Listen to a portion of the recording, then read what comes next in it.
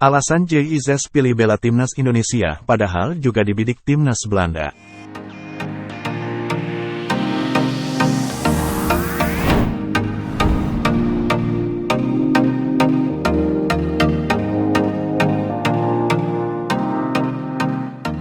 Bek Venezia FC, JIZS punya alasan tersendiri untuk membela timnas Indonesia walaupun ia dibidik juga oleh timnas Belanda.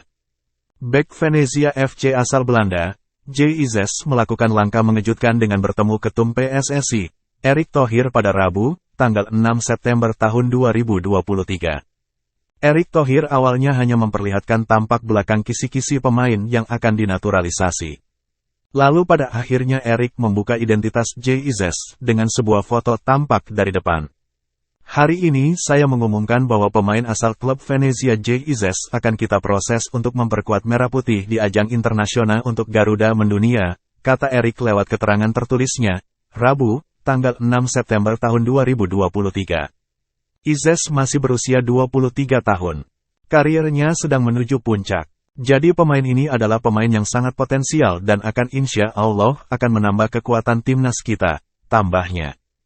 Proses pindah kewarganegaraan JIZS sebelumnya sudah dibocorkan salah satu media Belanda, Aberdeen Live 3 bulan lalu.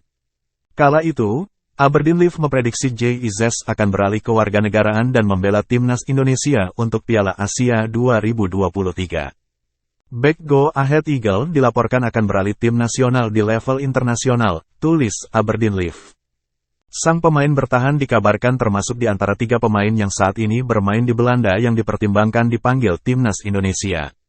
Jika IZS memutuskan membela timnas Indonesia, dia akan bermain di Piala Asia 2023 yang akan berlangsung pada Januari tahun 2024, tambahnya. Prediksi media Belanda itu mulai terbukti. JIZS kini memulai proses administrasi untuk naturalisasi pada September tahun 2023 ini. Berdasarkan rilis yang diterima bolasport.com, JIZS juga dibidik oleh timnas Belanda. Namun dia memilih peluang bersama timnas Indonesia yang lebih memungkinkannya rutin bermain di level negara. JIZS adalah pemain setinggi 190 cm berusia 23 tahun asal Belanda. Ia disebut-sebut memiliki keturunan Indonesia dari kakek dan neneknya yang berasal dari Jakarta.